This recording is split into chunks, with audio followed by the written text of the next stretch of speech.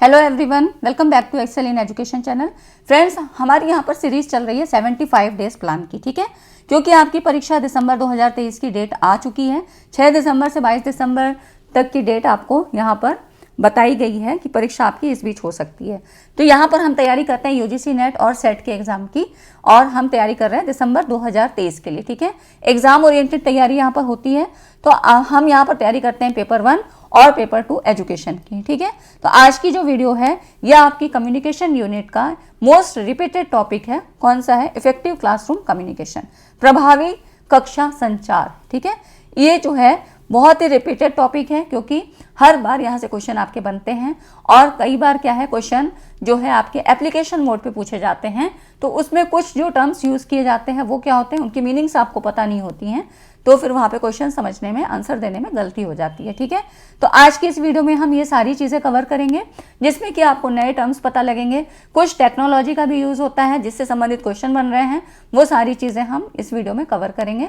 तो आप चैनल पर पहली बार आए हैं तो सब्सक्राइब कर लीजिएगा, क्योंकि यहाँ पे एग्जाम ओरिएंटेड तैयारी करवाई जा रही है, और आपका ये 75 डेज में मैक्सिमम चीज़ सब एग्जाम ओरिएंटेड यहाँ पर कवर करा दिया जाएगा।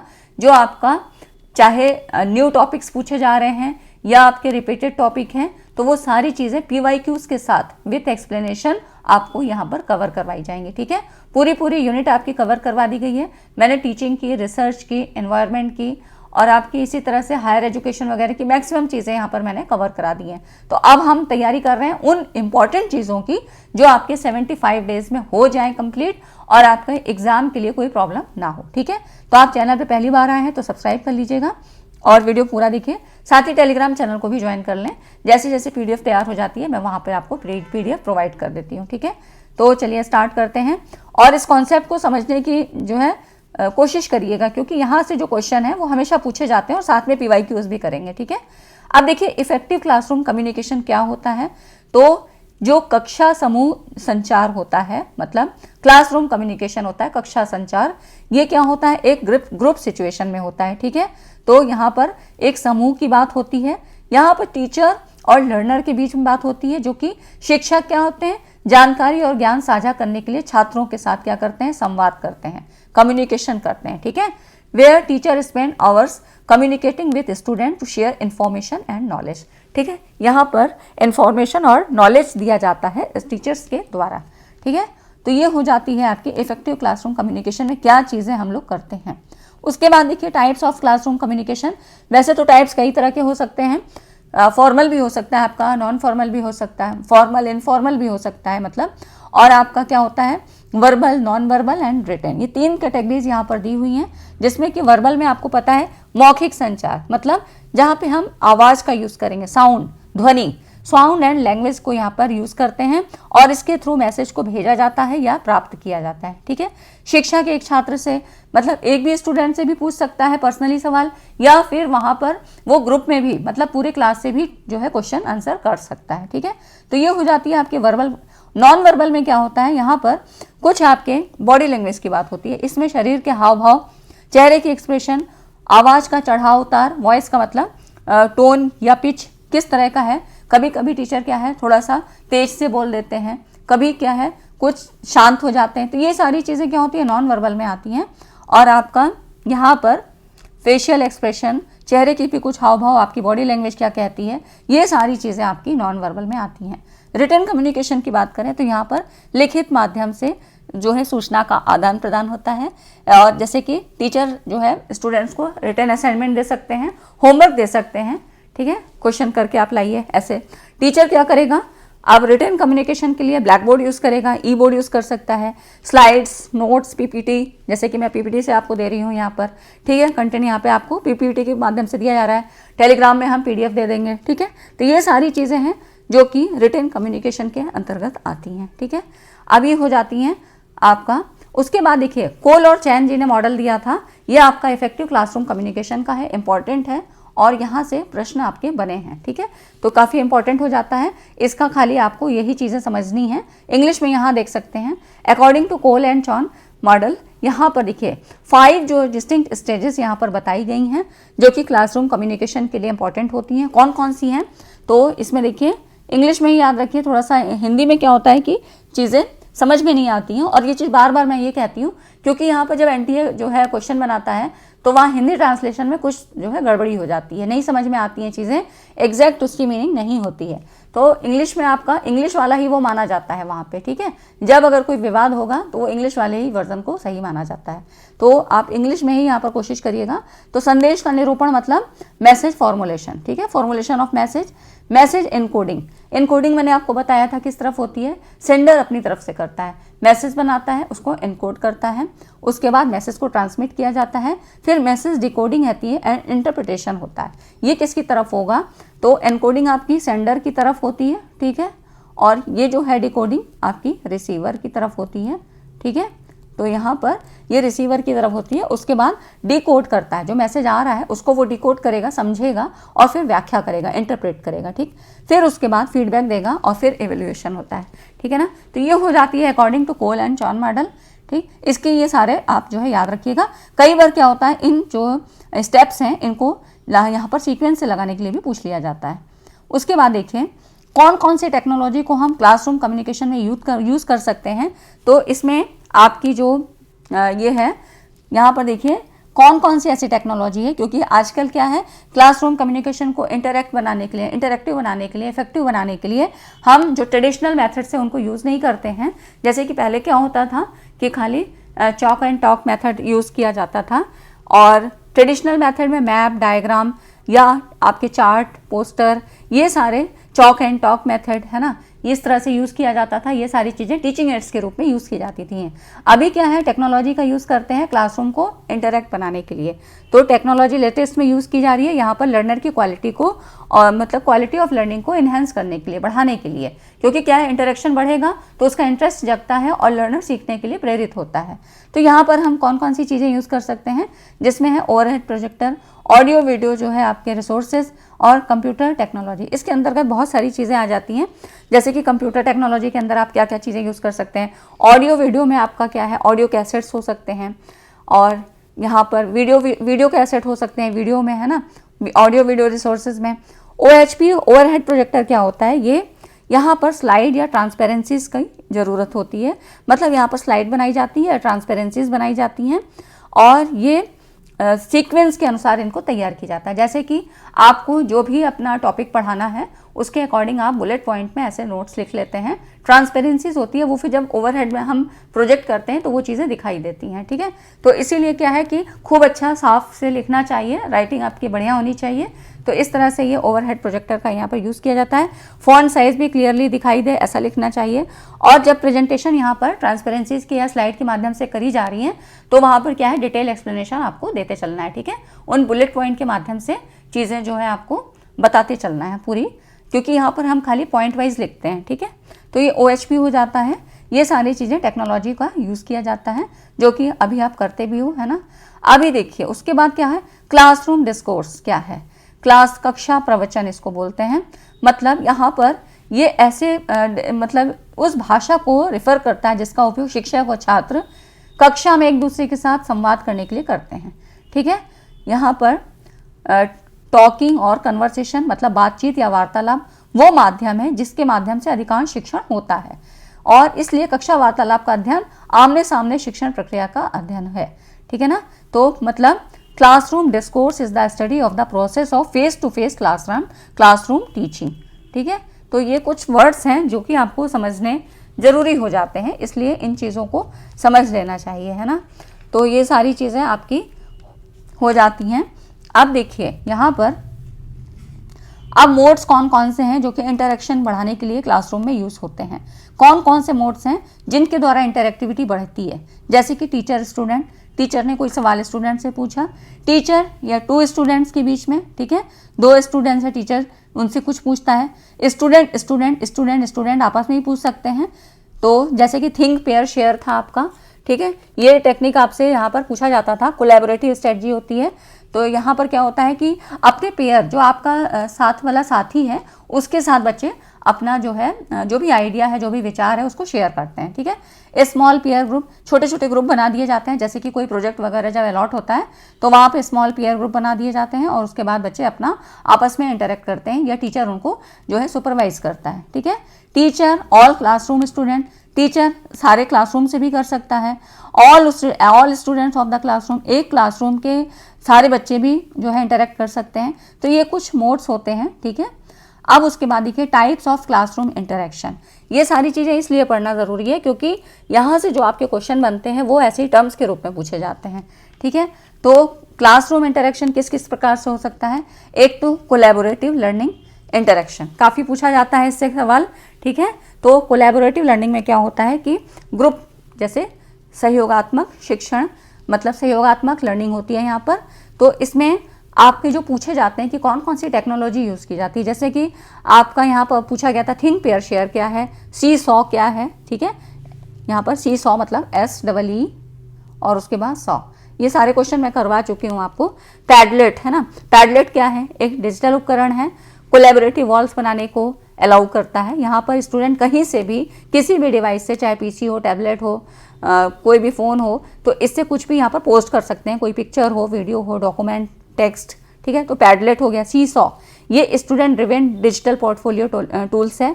यहाँ पर टीचर स्टूडेंट को creative, reflect, share and collaborate करने के लिए तैयार करते हैं, मतलब कोई भी फोटो, इमेज यहाँ सर जो है इसका उपयोग करके दिखाते हैं, ठीक है। काहूत, काहूत का भी यूज़ किया जाता है यहाँ पर।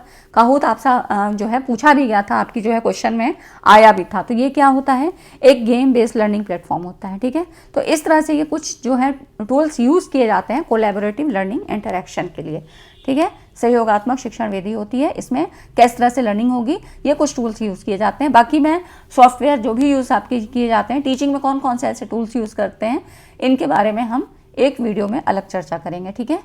डिस्कशन एंड डिबेट इंटरेक्शन, ये पता ही है आपको, वाद विवाद विधि जो होती है उसमें किस तरह से इंटरेक्शन होता है। कन्वर्सेशन विथ लर्नर्स इंटरेक्शन, ये सभी चीज़ें आपको मालूम है। लाउड रीडिंग, कई बार क्या होता है रीडिंग लगाने को कहा जाता है ना, कि कुछ ऐसे सब्जेक्ट्स होते हैं जैसे हिस्ट्री वगैरह, हिंदी, तो इसमें क्या होता है टीचर जो है बोल देते हैं स्टूडेंट्स को कि इसकी रीडिंग करो, इस पैसेज को पढ़ो, उसके बाद फिर वो उसको व्याख्या करते हैं। स्टोरी टेलिंग, कहानी के माध्यम से। रोल प्ले, यहाँ पर रोल प्ले मतलब कुछ ऐसे ग्रुप बना दिए जाते हैं, वहाँ पर जो है स्टूडेंट्स कुछ रोल प्ले करते हैं किसी टीचर्स का, या कुछ कोई भी अगर कोई टॉपिक है उसको पढ़ाना है जैसे हिस्ट्री का, तो वहाँ पर उसके जो है जो भी उसके मतलब उसके अंदर अभिनय करने, मतलब जो भी उसके पार्ट हैं उनके जो है रोल यहाँ पे अदा करते हैं, ठीक है। एक और टर्म्स है यहाँ पर इम्पॉर्टेंट है, सोलिलोकीज, है ना। सोलिलोकी ये क्या होता है, सोलिलोकी मतलब आत्मभाषण, ठीक है, इंपॉर्टेंट है। और इसी से संबंधित सवाल अभी पूछा भी गया था आपके सवाल उसमें जो है क्वेश्चन में। तो सोलिलोकीज मतलब स्वयं से बात करना, ठीक है। तो यहाँ पर जो भी पात्र होता है, मतलब जो कोई भी ड्रामा वगैरह इस तरह से होता है, तो कई बार क्या होता है वहाँ अदर कोई नहीं होता है, वो स्वयं से बात करते हैं। तो इस तरह से पात्र स्वयं बात करता है, अपने इनर मोस्ट थॉट और फीलिंग को यहाँ पर बताता है। तो मतलब ऐसा दिखाया जाता है कि वो स्वयं से बात कर रहे हैं और कोई नहीं है। तो ये होता है सोलिलोकीज इंटरेक्शन, ठीक है। तो ये कुछ ऐसे टर्म्स थे जो कि क्लासरूम इंटरेक्शन को बढ़ाते हैं, और हम क्लासरूम को कैसे फिर मतलब इफेक्टिव क्लासरूम कम्युनिकेशन इन्हीं सब मोड्स के द्वारा होता है, ठीक है ना। इतनी चीज़ अगर आपको समझ में आ गई हो, लगा है कि कुछ नया पढ़ रहे हैं हम, कुछ नया पता लग रहा है, क्वेश्चन हमारे हल हो जाएंगे, तो आप लोग वीडियो को लाइक ज़रूर करिए, ठीक है। अब देखिए यहाँ पर क्रिएटिंग लर्निंग एनवायरनमेंट। अब लर्निंग को जो है कैसे हम मतलब यहाँ पर इफेक्टिव टीचिंग या इफेक्टिव कम्युनिकेशन हमारा किस तरह से होगा, कैसा जो है एनवायरनमेंट होना चाहिए। तो देखिए दो चीज़ें ज़रूरी होती हैं, एक तो पार्टिसिपेटरी अप्रोच और एम्पैथी। अब एम्पैथी एक नया वर्ड आ गया जिसका मतलब होता है सहानुभूति या संभूति या तदानुभूति, इस तरह से हिंदी में जो है इसके जो है मीनिंग होती है, ठीक है। पार्टिसिपेटरी अप्रोच मतलब सहयोगात्मक वातावरण, सहयोगात्मक अप्रोच, सहभागी दृष्टिकोण, ठीक है। अप्रोच दृष्टिकोण, एक शिक्षक माहौल को ऐसा बनाए कि छात्र शारीरिक और मानसिक रूप से क्या है वो अपने को कंफर्टेबल फील करें, वहाँ पर कोई भी उनको डर ना हो, भय ना हो, और कोई ऐसी उनके अंतर्गत मतलब कॉम्प्लेक्स ना हो, कोई भी ऐसी कॉम्प्लेक्सिटी ना हो, ठीक है। यहाँ पर जो अगर हम अप्रोच की बात करते हैं तो डाउनवर्ड कम्युनिकेशन नहीं हो कि टीचर ही वो ऑल इन ऑल बना हुआ है, टीचर के ही मतलब टीचर जो चाह रहा है वही हो रहा है। तो ये पार्टिसिपेटरी अप्रोच जरूरी होता है क्रिएटिंग लर्निंग एनवायरनमेंट, और तभी आपकी इफेक्टिव क्लासरूम कम्युनिकेशन हो पाएगा। जब क्या होगा, टीचर ऑल इन ऑल नहीं है, सर्वो सर्वा नहीं बना हुआ है, और वहाँ पर जब टीचर कुछ मतलब पार्टिसिपेट करता है, मतलब टीचर कुछ बोल रहा है और स्टूडेंट लर्नर्स भी फीडबैक दे रहे हैं, मतलब पार्टिसिपेट कर रहे हैं, ठीक है। तो पार्टिसिपेटरी अप्रोच इसीलिए ज़रूरी होती है। एम्पैथी, यहाँ पर एम्पैथी मतलब सहानुभूति, एकता की भावना से जुड़ा होता है। मतलब यहाँ पर लर्नर को एक्टिव पार्टिसिपेंट्स बनाने के लिए प्रेरित किया जाता है, ठीक है, और ना कि पैसिव पार्टिसिपेंट। एक्टिव पार्टिसिपेंट से मतलब वही चीज़ हो गई कि जब उसे किसी प्रकार का भय नहीं होगा, टीचर से उसको क्या है, एक जो है पॉजिटिव अप्रोच मिलता है, एक सकारात्मक दृष्टिकोण टीचर का समझ में आता है, तो वो कोई भी झिझक नहीं महसूस करता है, कोई भी सवाल, कोई भी क्वेरीज पूछने के लिए, कोई उसको ऐसा भय नहीं होता है कि टीचर क्या कहेंगे, मुझे जवाब नहीं देंगे। तो इस तरह से क्या होता है, एक उसको एकता की भावना से मतलब जुड़ता है, एक समानुभूति होती है, और वहाँ पर वो एक्टिव पार्टिसिपेंट्स के रूप में यहाँ पर काम करता है, ठीक है। तो ये इसी तरह से अब क्या होगा, टीचर और लर्नर जब दोनों ही एक्टिव मोड में रहेंगे तो यहाँ पे क्या होगा, इंटरेक्शन बिल्कुल बना रहेगा, और यही हो जाती है इंटरैक्टिव क्लासरूम जो है, इफेक्टिव क्लासरूम कम्युनिकेशन, यही इन्हीं सब चीज़ों के द्वारा होता है, ठीक है ना। तो ये सारी चीज़ें आपकी इससे संबंधित हो जाती हैं कि किस तरह से क्लासरूम को इफेक्टिव बनाने के लिए, कम्युनिकेशन को इफेक्टिव बनाने के लिए ये सारी चीज़ें मिलके आपका रोल जो है अदा करती हैं, ठीक है। आप कुछ क्वेश्चन देखिए जो आपके 2019 से अब तक पूछे गए हैं, कुछ ही क्वेश्चन है, ज़्यादा नहीं, क्योंकि वीडियो बहुत लंबी हो जाती है। क्वेश्चन हमने जून 2023 के पूरे कर लिए हैं, तो आप लोग देख लीजिएगा, कम्युनिकेशन के सारे क्वेश्चन मैंने करवा दिए हैं, और जून वाले क्वेश्चन जरूर देख लीजिएगा, क्योंकि अब की जो क्वेश्चन आए थे वो बिल्कुल डिफरेंट टाइप के थे, ठीक है, थोड़े टफ भी थे, डिफ़िकल्ट थे और डिफरेंट थे। इससे पहले इस तरह के क्वेश्चन नहीं आए थे। तो अभी हम देख रहे हैं इफेक्टिव क्लासरूम कम्युनिकेशन के क्वेश्चन किस तरह से बनते हैं।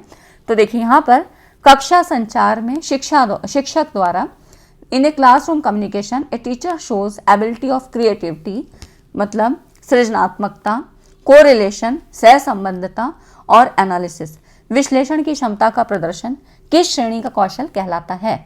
तो अब इसमें जबकि क्रिएटिविटी भी होगी और कोरिलेशन होगा, कोरिलेशन के बारे में बताया, सहसंबंध, ये हम कहाँ पढ़ते हैं, रिसर्च में पढ़ते हैं, है ना। उसके बाद एनालिसिस, ये सारी क्षमता किस में होगी, तो देखिए आप जो है क्या ह्यूमन स्किल में होगी, मीडिया यूटिलाइजेशन, मीडिया का उपयोग यहाँ पर कैसे करेंगे, एक्सप्रेशन स्किल, लेकिन इन सबसे बढ़ के क्या है, एक थिंकिंग स्किल, क्योंकि सृजनात्मकता की बात कह रहा है। तो जब थिंकिंग बढ़ेगी, थिंकिंग में उसके बढ़ोतरी होगी, चीज़ों जो है सोचने समझने की क्षमता बढ़ेगी, तो क्रिएटिविटी अपने आप बढ़ेगी, ठीक है। तो ये सारी चीज़ें आपकी थिंकिंग स्किल्स में हो सकती हैं। नेक्स्ट आपका यहाँ देख सकते हैं, ये जो है चिंतन एक क्या है, मानसिक प्रक्रिया है और ज्ञानात्मक व्यवहार का जटिल रूप है। तो यहाँ पे शिक्षण, स्मरण, कल्पना, ये सारी जो है मेंटल कॉग्निशन से जुड़ी रहती हैं। उसके बाद देखिए effective classroom communication will enable, कक्षा में प्रभावी संप्रेषण किसमें सक्षम करेगा, प्रभावी संप्रेषण किसमें सक्षम करेगा, मतलब किस चीज़ को बढ़ाएगा, एनेबल करेगा। तो देखिए यहाँ पर किसमें होगा आपका, यहाँ पे दे रहा है efficient teaching, interest in learning, minimal assessment, interaction between teacher and student और टीचर सेंट्रिक बिहेवियर। तो इसमें देखिए एलिमिनेशन हम कैसे करेंगे, क्या टीचर सेंट्रिक होना चाहिए, तो बिल्कुल नहीं होना चाहिए। यहाँ पर देखिए आपका इसमें कक्षा में प्रभावी संप्रेषण किस में सक्षम करेगा, तो यहाँ पर आपका जो हो जाता है एफिशिएंट टीचिंग, ठीक है, और आपका ये है जो है इंटरेस्ट इन लर्निंग होगा, और आपका टीचर सेंट्रिक बिहेवियर तो बिल्कुल भी नहीं होगा, ठीक है, ये कट जाएगा, क्योंकि टीचर सेंट्रिक तो मतलब ऐसा हो जाएगा कि वो सत्तात्मक व्यवहार है ना। यहाँ पर क्या हो जाएगा, टीचर ही सब कुछ है, वो अपना प्रभावी जो है वातावरण बना के रखेगा, तो ये तो बिल्कुल नहीं होगा। तो ई जिसमें भी है वो आप काट दीजिए, ठीक है ना, जिसमें भी ये ऑप्शन है इनको आप हटा दीजिए। उसके बाद देखिए फिर क्या हो रहा है, मिनिमल असेसमेंट। आप देखिए सी और डी में आपको छांटना है, तो इफेक्टिव क्लासरूम कम्युनिकेशन तो वही होगा जहाँ टीचर और स्टूडेंट के बीच में इंटरेक्शन होगा, है ना। तो ये चीज़ें जो है आपकी ए, बी और डी, ये कौन सा ऑप्शन, ये वाला सही हो जाएगा, ठीक है। तो आप लोग क्या करिए, जब आपको ऐसे ऑप्शन ना समझ में आ रहे हो ना, तो पहले एलिमिनेट कर लिया करिए, ठीक है, तब आपको समझ में आ जाएगा कि किस तरह से अब देखिए यहाँ पे successful communication with student will promote which of the following factor.